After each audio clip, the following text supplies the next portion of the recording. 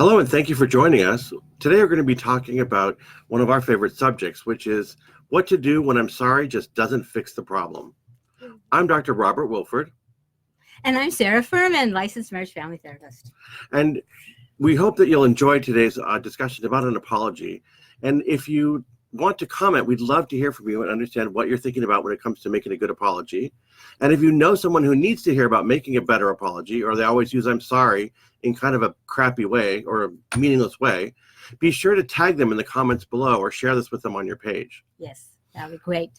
So we're going to start right in. Let's get real here. You know, in every couple and in every relationship that we've ever seen, you're bound to make mistakes. You're going to step on your partner's toes. You're going to do things wrong. That we can guarantee you. Because you're two different people. And at some point, you're going to have to say, I'm sorry. And a lot of people just don't understand what that means or how it works, and they get it wrong every single time. Yeah, we're not talking about, the little things where it's appropriate to say, I'm sorry. It's when it's something big and hurtful. Right. And you really need to have a good apology come across so that it's heartfelt. Because so often in a couple, what we see is that one partner will injure the other partner, and then they say, I'm sorry, as if I'm sorry magically erased the problem. And that it wasn't a big deal. Right, it made everything go away, it made everything better. Not to mention it made your partner's hurt feelings somehow completely dissolve, and what we know is it's completely not true. Right. So we have this feeling that, I'm sorry is going to fix it, and it doesn't even quite temporarily soothe your partner. I not even 30 seconds. No. When you've really done something, it's not even a Band-Aid. It's nothing. No. It makes people more angry. It makes your partner more angry. Yeah, because most people have never learned the art of a good apology. You see, when something major goes wrong, I'm sorry, it sounds flippant, like you don't care, like they don't matter, as if it's already handled when you just say, oh, I'm sorry. And so then it to the partner, it is so offensive, and it feels offensive. It sounds offensive, like you just don't get it. Right, and that you don't care about your partner or their feelings or about the situation for that matter. The truth is, when you've done something that's really hurt your partner, you're going to have to acknowledge it without something so reflexive as a simple, I'm sorry. You actually are going to have to learn how to make an apology, and that's what we're going to show you how to do today. That's why we called it the art of the apology. The art of the apology. Now, there's a few things I want to talk about before we begin. This is some of Sarah's and our pet peeves. You see, even worse than a flippant I'm sorry is when you use those horrible minimizing phrases like, it wasn't such a big deal. Oh my gosh, I lose my mind when people say that to me when I'm upset. Or the one that I know that a lot of people can say is, you're overreacting. Or this, can you imagine? And we hear this all the time. You're such a big baby. Absolutely. Or really? Really? Really? Right. And then there's my all-time most despised dismissive phrase, which is when someone does something wrong and they just say, my bad, as if that is going to do anything to address hurt feelings, fix the situation, make things better, let alone make me feel better. And it says to me, you're left hanging, and like, what does that mean? My bad. It's like, it's not an apology. It's not even an I'm sorry. Right. It's just and it takes all the responsibility off the offending partner to have to do anything to improve the situation. And all these dismissive phrases that we just mentioned, they completely diminish the quality of a good apology. And it puts it diminishes the part. It diminishes the partner. Yeah. Yeah. And it completely invalidates your partner's experience. And it's as if you're telling them what pain they experienced has no relevance here, and they should just get over it. So what happens is it's as if you were ratcheting up the pain when you do that. And it makes it so way worse. Yes, we'd like to say hello to Laura, who just joined us. And she's in Wisconsin, I believe, if my memory serves correctly. So what we're trying to say here is all those dismissive phrases just need to be eliminated out of your vocabulary at all costs, because you're not going to get a lot of traction. Say nothing rather than say that. Yes, absolutely. So you're not going to get a lot of traction with a simple I'm sorry. I hope you've realized that by now, because the reality is the phrase I'm sorry, like we said, doesn't address anything. And so people will say, well, I said I'm sorry. I'm sorry. How many times do I have to say I'm sorry? Mm-hmm. It's not the I'm sorry. It's the meaning behind it, so that your partner really gets that you got how you hurt them. Right. Because a good rule of thumb when you're making an apology is deal with hurt feelings first. Yes. Because three things happen when you break your word to your partner. First, there's how it feels. So you let me down, you didn't pick up the kids, I feel bad inside. Second, there's the thing that you said you would do or you said you didn't do that you ended up doing. That still has to be dealt with. And finally, there's a feeling of a broken promise that your partner can't depend on you, even on the small things. And that begins to erode trust. And it's really a three-part process. So let's say, as an example, that you forgot to pick up the kids. You promised your partner you'd pick them up from school, and you totally forgot. You meet up with your partner, and they're freaking out because they're wondering how the kids are doing and the fact that you've left them at school. You didn't answer your phone, the kids called or the school called or something happened. And so the first thing you've done is you've hurt your partner's feelings by making them anxious over what the kids are doing at school and being left there. And I'm sorry is not going to get the kids picked up from school. In fact, it hasn't solved the problem at all. And worse yet, your partner's probably feeling like they can't rely on you to accomplish even critical tasks for that matter. So this whole thing becomes really, really, really jumbled up, and no one addresses the three parts. right. So we're going to use an example that Sarah found. That I observed. Yes, at a family picnic. Why don't you share that with them? So I was at a family picnic. So people brought their kids. It was at a kids zoo. Okay, like a kiddie zoo. Yeah. And we'll call them Tim and Kelly. How's Okay, that? good, because we always change the names to protect the innocent. Always. So the husband decided to take the kids on a walk to see the baby animals on the other side of the park, thinking that he was doing something nice. And his wife was talking with someone when he left, family member or something. And when she came back to the area where everybody was, he wasn't there. Oh my gosh. And she's looking around. Where are the children? Where is he? Like, did they go to the bathroom? They checked the bathroom. Like, what? It She must just have been like freaking out. were they absconded? Did something happen? Was there an injury? Like nothing. And she's calling him. There's no answer. Okay, she's calling on the phone. We're all calling. There's no answer for anybody. And Wow. like she's going wild. So rightly so. Because it's your kids and your husband, and you just don't know. It's like weird. So he then finally calls back and she says, like, where are you? What's going on?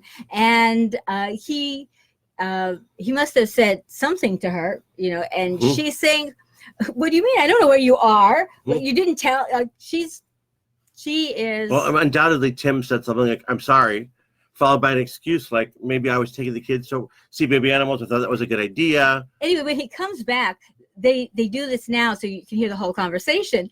And, she's still like, oh my God, where were you? What did you do? Like, where you didn't tell us nothing. And he doesn't skip a beat and saying, well, I was just doing something nice for you. Oh. I was just doing something nice for you. Take the kids away. You'd have some time. And she's like, you saw me leave. It's like, no, I didn't see you leave. I don't know where you were. You didn't answer your phone. You weren't anywhere to be found. I mean, and all you could say is that you were doing something nice for the kids. She could barely breathe, and he's like, I don't understand. I was just doing something nice for you, which totally diminished understanding how frightful she was that they were all disappeared. Right. And so this situation shows the problem people have on making an apology. Often they're quick to offer an excuse. A reason or an excuse of why it happened. Like, I got caught in a meeting. I was late. I was just doing this for you. Right. And so Tim, in this example, he made the mistake of saying, I'm sorry, I just wanted to take the kids to see the baby animals. So he's defending his behavior. Meanwhile, his wife is freaking out. He's adding fuel to the fire because his excuse did nothing to address Kelly's hurt and freaked out feelings. Right. She was ready to call the police. Yeah. So we have a husband and wife that are both totally upset. Kelly's mad because Tim disappeared with the kids and left her worried, and she had the worst nightmare happening in her mind. Right. It's not only the worst things. Right. Then Tim was angry because he felt attacked for doing what he thought was a nice thing for the kids and the wife. Stop screaming. Like, I'm here. It's okay. Stop screaming. But still not addressing her feelings. She was in such fright and over this. Absolutely. And by offering a flimsy "I'm sorry," Tim did nothing but try to excuse his behavior. And when he does that, he leaves no room to address Kelly's hurt feelings. Right. Because what Tim forgot to do was acknowledge about how his wife might have been feeling or must have been feeling in the moment. Right. Her fear and concern and just that total overwhelm of that they disappeared. Because Tim does what so many people do, and that is they offer "I'm sorry" plus what they think is a good excuse, and they think that somehow that's magically going to erase all of the mistakes that were made and somehow make his wife feel better. It wasn't good when you were 5 or 7 or 9, and it's not good now. Right. And so this is sort of an example of the "I'm sorry, but" approach. So I'm sorry, but I was just trying to do something nice for the kids, which is a huge error if you're trying to make an apology. Because if you remember, we try and teach all of you, when you use the word "but," you negate everything you said before. Absolutely. Absolutely. So like we said earlier, the first thing you want to do is to attend to your partner's feelings before you address the issue or the problem, or you'll never clear the path, because it becomes like an emotional sandstorm that you can't get through until you address hurt feelings first. So when you say "I'm sorry" and just leave it at that, like Tim did, you're actually sending a message of, I don't really care. Right. I don't really care about you. I just care that you're yelling at me. Right. So a good apology is more than "I'm sorry" and an excuse. Right. It's really 3 parts. So the first part takes care of soothing our partner's feelings. The second part takes action. And the third part includes an action plan for doing things differently next time. Right. Now, this third step is critical because it's the one that helps you reestablish trust. It helps repair the situation and when you've done something you're not supposed to have done. And it also lets your partner know that you're committed to the relationship and not behaving like this again in the future. Right. So we say that loosely, something that you're not supposed to have done. It's, for example, like with Tim and Kelly, it wasn't that he wasn't supposed to take the kids to see the baby animals. It was that he really needed to communicate to somebody and make sure that they knew that it was happening. He just assumed that she saw and knew, rather than that actually come up, spoke, talk to her, tell her I'm going, or tell somebody, please tell my wife. Sure, any of those things would have been great. Right. Send a text, anything. And that was the part that was left out. Yes. Just completely left out. That was the behavior that should not have happened. No, I want to say hello to Courtney, who just joined us. So in the case of Tim and Kelly earlier at the zoo, there was no action plan. There was no acknowledgement of the hurt feelings. There was 1,000 things Tim could have said to Kelly, which would have sounded something like, "I'm sorry you got so scared and so worried. I can understand that if it happened to me and I came back and the kids had disappeared with you, I would feel just as bad. I'm just as scared." Yeah, and that I love you. I never want you to feel afraid like that again in the future. Right. So I'll make an agreement that in the future, I will come and find you personally, share with you what I'm going to do. And if you're not around, I'll call you or text you. Or both, or to make sure. So that's the 3-part apology that confirmed his wife's feelings and acknowledged what was going on. It set up an action plan so they wouldn't find the situation again, and also included an "I'm sorry."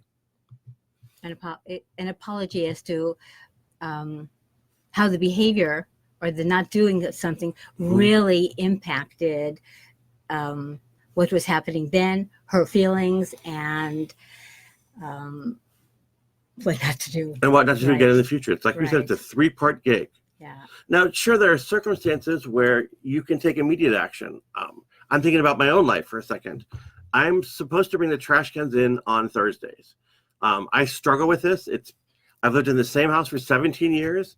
I still struggle with it, but I try my hardest. Especially on hot days. Oh, especially, and it's really hot in LA right now. Really hot. Holy cow. I'm thinking about one night when I got into bed with my partner, and my partner busts out with, "Hey, I see the trash cans are still out." I'm like, "Fetch, it's Thursday." And so I literally said to my partner in bed, 11 o'clock at night, I said, "I'm so sorry. I know I told you you could count on me to bring in those trash cans." So what I do, I got up, put a robe on, put some tennis shoes on, ran out, pulled the cans back into the house where they go, off the street, and handled it because it needed to be handled. And then I apologized to my partner when I got back. I said, "I'm so sorry that I didn't bring the trash cans in. I don't want you to think you can't count on me Right. because I want you to be able to. So I got up and put a reminder in my Google Calendar for every Thursday, a recurring reminder. And that really helps. And so in that case, I was able to do an action which was immediate because it showed my partner that I can be trusted and that I'll do what I say I'm going to do, even if it's right in the moment.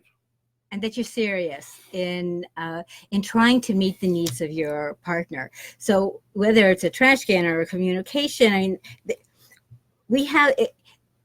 It's like an accordion. You're going to have stuff at all levels, all the time, and what your partner wants to hear is that you're committed to them, you love them, you care about them, and you do that by showing them that it's not going to happen again. That you're actually listening.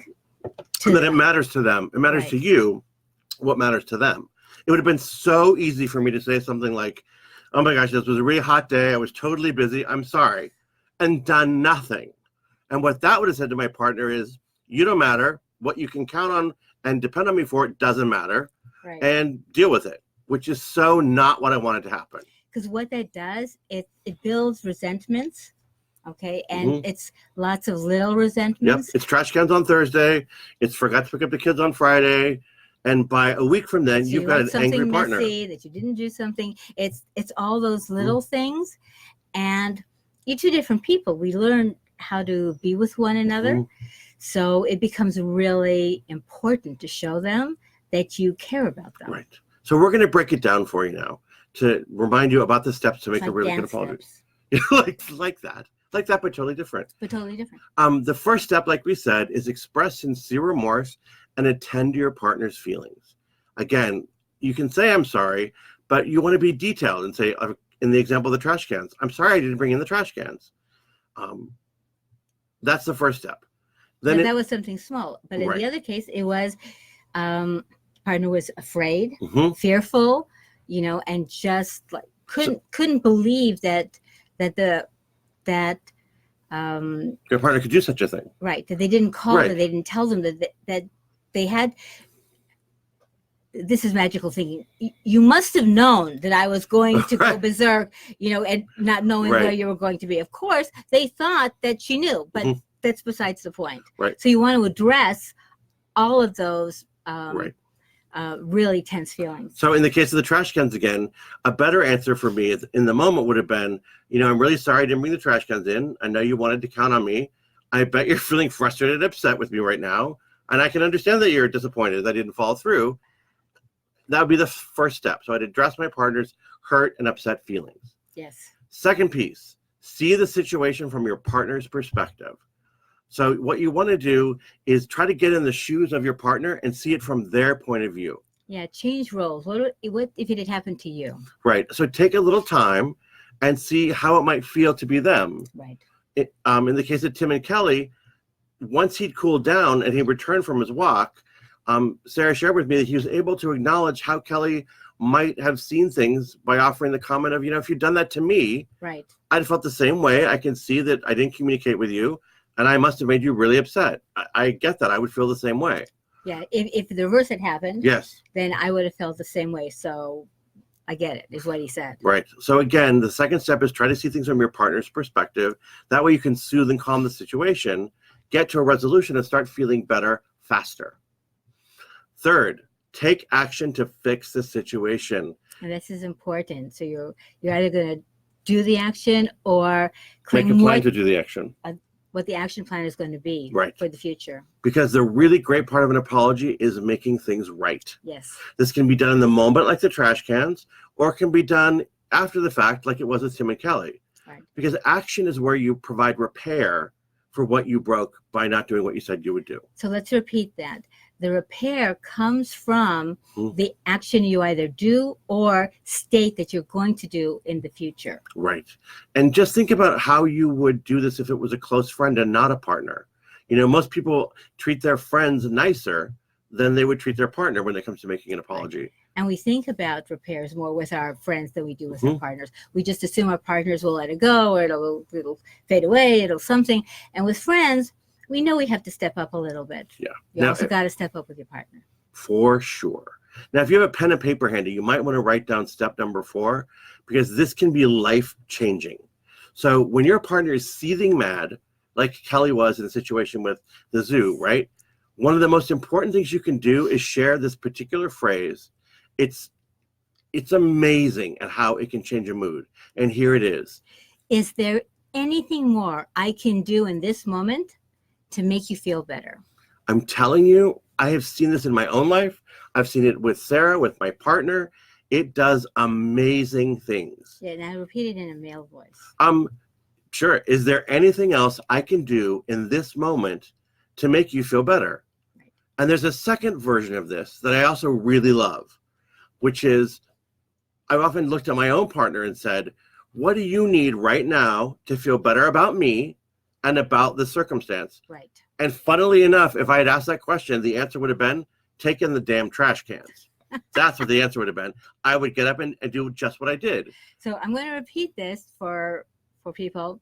What do you need right now to feel better about me or about the circumstance? Right. So either of those two things that we as questions to bring to your partner helps them really feel that you are listening. And that is critical, that you are listening and that you care. And that you really care about making things better, that you're not okay with them sitting there in grief and pain.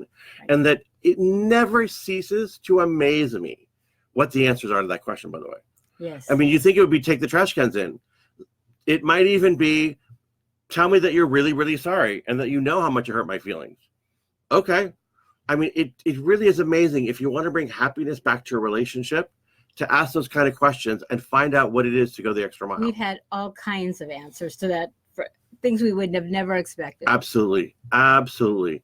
So those are the steps to making an apology. I think that they should be really helpful for you because they've changed the lives of many of the people that we work with. And last time we checked, no one offers Relationship 101. So they're still not offering it. I know. And also remember that nobody gets this right on the first try. Right. So the more you practice this, it right? and you attempt it, right, the better it gets and the easier it gets. And your partner's going to see, that you're trying, and hopefully will help out if they've seen our video. So we encourage you to print this out if you can. We have a guide also on our website. Yes. And to review it before you have to make an apology, because it's a powerful tool to really make things right. Oh, and Jenny Spring just joined us for the last little bit. Oh, great. So I want you to remember that with these 3 steps, the biggest piece here is going the extra mile. Right, 3 steps on the extra mile. Extra step. Mm-hmm. And because when you do that, this is a great tool to put in your relationship toolbox. And it's really one of our favorites because we find that it really helps couples to bring that loving feeling back into their life. And it's not such a big thing. Everybody can do it once you start being aware of how impactful it can be. For sure, for sure. I feel like I should say so true at the end when you say that. Okay. So true. So like we said, we hope you'll enjoy this tool, use it often in your relationship. Yes. And we want to thank you again for joining us, Yeah, if you found the conversation helpful, we'd like you to share it on your page. And to grab more information, just go to couplessuccess.com. We'll see you next time.